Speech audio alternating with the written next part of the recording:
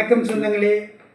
காலையில் பிரேக்ஃபாஸ்ட்டில் உங்களை சந்திக்கிறது ரொம்ப மகிழ்ச்சி அடைகிறேன். இன்றைக்கி ஸ்கூல் இல்லை பாப்பாவுக்கு, அதனால் கொஞ்சம் ஃப்ரீயாக இருந்தேன். நல்லா குளிச்சுட்டு பக்கத்தில் போய் சாமி கும்பிட்டு வந்தேன். எல்லாம் ஆடி மாதத்துக்கு எல்லாம் அங்கங்கே கூடு கருவாட்டு குழம்பு இப்படி ஊற்றுறாங்க. சென்னையில் இது ரொம்ப ஃபேமஸாக இருக்குங்க. இன்றைக்கி அங்காளம்மன் கோயிலில் வந்து கருவாட்டு குழம்பு கூழு ஊற்றுறாங்க. பூஜை இன்றைக்கி அந்த மாதிரி சென்னையில் வீட்டுக்குங்க வாசலில் வச்சுக்கிட்டு பெரிய பெரிய குடத்தில் கூழை காய்ச்சி கருவாட்டு குழம்பு தனியாக வச்சு, இப்போ நம்ம கூழு இன்னும் இவ்வளோ பெரிய டம்ளர் வச்சுருப்பாங்க, ஒரு 10 டம்ளரு.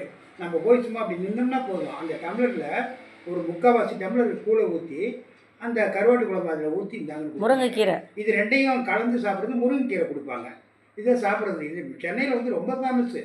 திருமண பக்கம்லாம் அந்த மாதிரி கூழாக ஊற்றிட்டு இருப்பாங்க, குடிக்க ஆள் இருக்காது அந்த மாதிரி. அதனால் இப்போ நான் எப்போ மாலதி ஊற்றுறேன் சம்பு, அடுத்த வாரம் வந்து மாலதி கூட கூழ் ஊற்றுது. நாங்கள் வருஷம் இதோட 2வது வருஷம், இந்த வருஷம் ஊற்றுனா 3வது வருஷம் போய் இங்கே செட்டு மாரியம்மன் கோயிலில் வந்து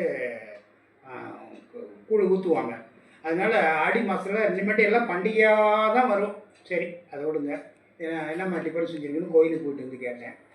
இங்கே பாருங்கள், நேற்று மாவு அரைச்சாங்கல்ல, அந்த மாவு இட்லி வந்து நல்லா மெஷர்மெண்ட்டு சரியான மெஷர்மெண்ட்டில் போட்டோம்னா இட்லி வந்து பொசுன்னு வரும். சிக்கன் குழம்பு வச்சுருக்குறாங்க.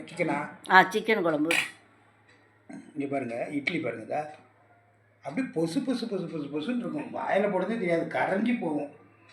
அதனால் உங்களுக்கு யாராருக்கு சிக்கன் குழம்பு இட்லி, கறி குழம்புக்கு இட்லிக்கு தாங்க எப்பயுமே சரியான காம்பினேஷன் பிடிக்குங்கிறத கமெண்டில் சொல்லுங்கள்.